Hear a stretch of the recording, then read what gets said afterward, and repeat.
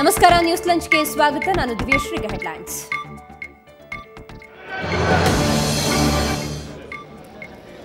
ವಿಧಾನಸಭೆಯಲ್ಲಿ ಕಾವೇರಿ ಕೋಲಾಹಲ, ಸದನದ ಬಾವಿಗಿಳಿದು ಕಾಂಗ್ರೆಸ್ ಧರಣಿ. ಸಿಎಂ ಶೆಟ್ಟರ್ ರಾಜೀನಾಮೆಗೆ ಸಿದ್ದರಾಮಯ್ಯ ಆಗ್ರಹ.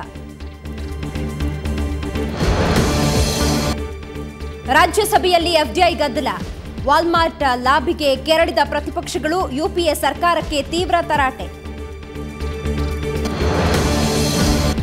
ರಾಚೇನಹಳ್ಳಿ ಅಕ್ರಮ ಡಿನೋಟಿಫಿಕೇಶನ್ ಪ್ರಕರಣ, ಯಡಿಯೂರಪ್ಪ ಸದ್ಯಕ್ಕೆ ನಿರಾಳ. ಬಿಎಸ್ವೈ ಪುತ್ರರು, ಅಳಿಯನಿಗೆ ಸಿಬಿಐ ಕೋರ್ಟ್ನಿಂದ ಷರತ್ತುಬದ್ಧ ಜಾಮೀನು. ಬೇಕಾದ್ರೆ ಅವಿಶ್ವಾಸ ಮಂಡಿಸಲಿ, ಸರ್ಕಾರ ಉಳಿಸಿಕೊಳ್ಳುವ ತಾಕತ್ತಿದೆ ಅಂದ್ರು ಸಿಎಂ ಶೆಟ್ಟರ್.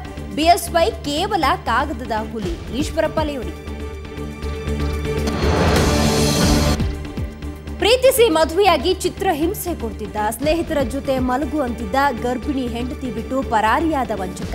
ಶಿವಮೊಗ್ಗದ ಉಮಾ ಕಂಗಾಲು.